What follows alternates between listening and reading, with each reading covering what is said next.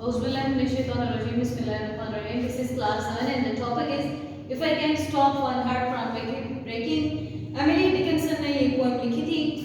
Last lecture में आपने सुना होगा कि एमिली डिकिंसन कौन सी पोएट थी, कैसी पोएटेस थी और एमिली डिकिंसन इसमें एक्चुअली कहना क्या चाहिए। Today we will learn about the figurative language. आज हम फिगरेटिव लैंग्वेज की बात करेंगे। जब हम बात करें किसी पोएम को लिखने की या किसी स्टैंजा या किसी भी इस तरह की चीज़ को लिखने की, तो अक्सर ही पोएट और हमारे जो कह लें कॉलम निगाह आप कह लें कि स्टोरी राइटर होते हैं, वो बहुत सारे ऐसे वर्ड्स यूज़ करते हैं, बहुत सारे ऐसे लैंग्वेज के वर्ड्स निकालते हैं जिसमें कहना कुछ और चाह रहे होते हैं और वर्ड कोई और लिख रहे होते हैं। सेम एज दैट अगर पोएम की बात की जाए तो पोएम में बहुत सारी ऐसी फिगरेटिव लैंग्वेज यूज़ की जाती है जिससे पोएम को इन्हांस किया जा सकता है, ताकि हमारा जो मकसद है, जो हम पैगाम देना चाह रहे हैं, वो अगले तक अच्छे तरीके से कन्वर्ट हो सके। उसके ज़हन में एक इमेजिनरी सीन क्रिएट हो जाए।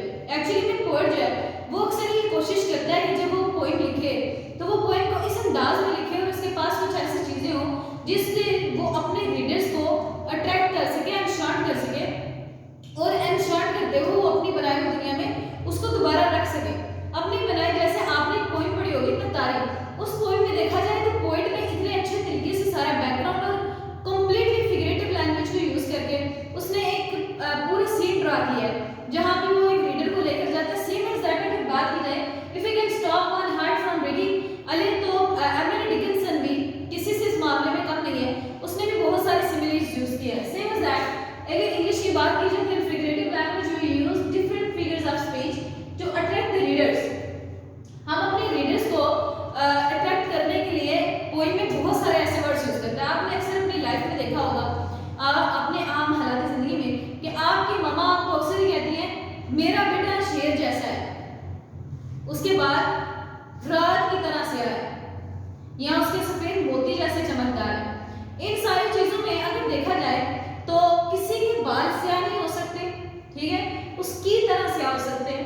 तो इसमें दो फर्क है, एक सिमिली में आप कहेंगे की तरह है, जबकि पर्सोनिफिकेशन में आप ये बताएंगे कि आप जो सेम एज दैट कह रहे हैं। हालांकि वो चीज़ जो है सेम एज दैट होती नहीं, बस आप उसको उससे कंपेयर कर रहे होते हैं, उसे बता रहे होते हैं कि इसकी तरह है। Same as that we use words in a way that means totally different. हम इस तरीके से वर्ड्स का यूज करते हैं कि वो जो हकीकत में मायने वर्ड होता है उसका मायने उससे बिल्कुल डिफरेंट निकल आता है।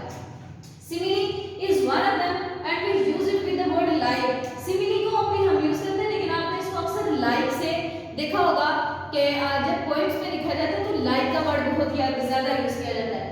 सेम है, यहाँ पे मैंने एक वर्स लिखा है, इसको पढ़ के देखते हैं। Your teeth are like stars, they come out at night. अब अगर हकीकत में टीथ की बात की जाए, if we talk about the teeth, it's not like the stars और नॉट टीथ और स्टार्स। ना ही तो टीथ स्टार्स हैं और ना ही लाइक स्टार्स हैं, टीथ ही हैं। लेकिन मैंने टीथ को डिस्क्राइब करने के लिए, मैंने टीथ की इन्हांसमेंट बढ़ाने के लिए मैंने उसमें एक ऐसा वर्ड लगा लिया है ताकि जब मैं टीथ का जिक्र करूं तो किसी के ज़हन में टीथ का एक पूरा सीन क्रिएट हो कि उसके टीथ कैसे हैं। पोएट जब बात कर रहे हैं टीथ की तो उसने ऐसा सिमिली यूज़ की है ताकि जो पढ़ने वाला है वो उससे इंशांट हो जाए और उसके ज़हन में एक पूरा स्केच बने कि उसके टीथ कैसे होंगे। यहाँ उसने बताया your teeth are like stars, आपके टीथ स्टार्स की तरह है, like stars, they come out at night. अब यहाँ हम बात कर रहे हैं कि आपके टीथ स्टार्स की तरह इतने शाइनी हैं जैसे स्टार्स रात के वक्त आसमान पे निकलते हैं। कहते हैं आपने जब मुंह खोलती हैं तो जब आप मुंह खोलते हैं तो आपके जो टीथ लाइक स्टार्स हैं वो शाइन करते हैं रात में, क्लियर, यानी कि बिल्कुल अलग सबसे जुदा नजर आ रहे होते हैं। This is the simile. Like के वर्ड के साथ जो आप देखेंगे that is the simile and simile is used to enhance the figure of speech in a poem. Next come to the syllable division. अगर syllable division की बात की जाए, हमने अक्सर ही देखा होता है कि syllable division करते वक्त स्टूडेंट्स मिस्टेक्स करते हैं। syllable division करने का सबसे आसान मेथड और सबसे अच्छा मेथड जो है वो उसमें वॉवल की डिवीजन है, वॉल्स की डिवीजन करनी है। आपको खुद समझ आ जाएगा कि वॉल्स की डिवीजन करने से किस तरह आसानी से syllable division हो सकती है। आप जितने वॉल्स हैं उस हिसाब से आप उसकी डिवीजन करते चले जाएं। A syllable is a unit of word.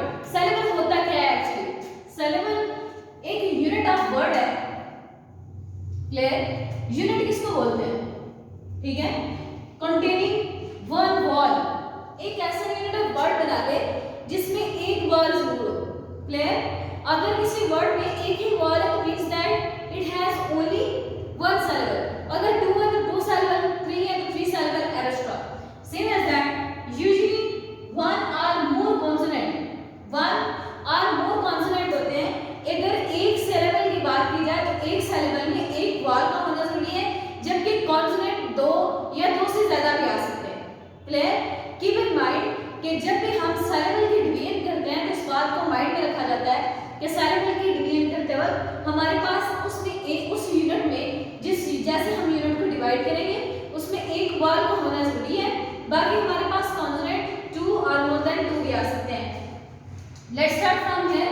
अगर हम स्टॉप की बात करते हैं तो स्टॉप में आप देखें सिर्फ only one vowel is here, O, बाकी ये दोनों कॉन्सोनेंट्स हैं। अब मैं इसकी डिवीजन नहीं कर सकती बिकॉज़ ऑफ दैट कि वॉल इज ओनली वन है, यार ओनली वन है, मैं इसकी डिवीजन कैसे करूं? इसको तोड़ नहीं सकता। So it has only number of syllable is 1. Second is acting. अब अगर इसकी syllable डिवीजन की बात की जाए, इसमें एक वॉल आए एक वॉल है। मैंने आपको पहले भी बताया था कि जब हम डिवीजन करेंगे तो हम एक ऐसा यूनिट क्रिएट करेंगे जिसमें कम से कम एक वॉल और टू या more than one vowel and वो two are more than two consonant पाए जाते हो। Here is one vowel and a wall and two consonant. ing, ing, ing, egg, ये हो गया egg and ing. Number of syllable 2. Next is here is one wall, second wall, third wall and fourth wall. Now आप इसकी division कैसे करते हैं? average, average, average, average, average. Number of syllable are 3. Next, breaking. Here is one consonant, the wall, second wall and the third wall. Next, अब ये जब दोनों walls एक साथ हैं इट मीन्स दैट कि हम इनको सेपरेट नहीं कर सकते यूनिट बनाते हुए। So break in. अगर इसको देखा जाए तो ये हमारे पास डिफ्थोंग है, तो डिफ्थोंग को हम सेपरेट नहीं कर सकते। अगर हम डिफ्थोंग को सेपरेट करेंगे तो इसकी साउंड की क्रिएशन नहीं हो सकती। So a a a a a with a, break in 2. Next, here is one wall, second wall, third wall and the fourth wall. A, ran, ran, ler. Clear? Here is one wall. Next, second wall, third wall and the fourth. Ler. 3. And this is the syllable division of given words. And today we will learn about the simile and the syllable division. Hope so that you have learned the lecture thoroughly. If you have any confusion about the simile or the syllable division, you can ask me in the comments. I will be with you with a new lecture. Till then, goodbye.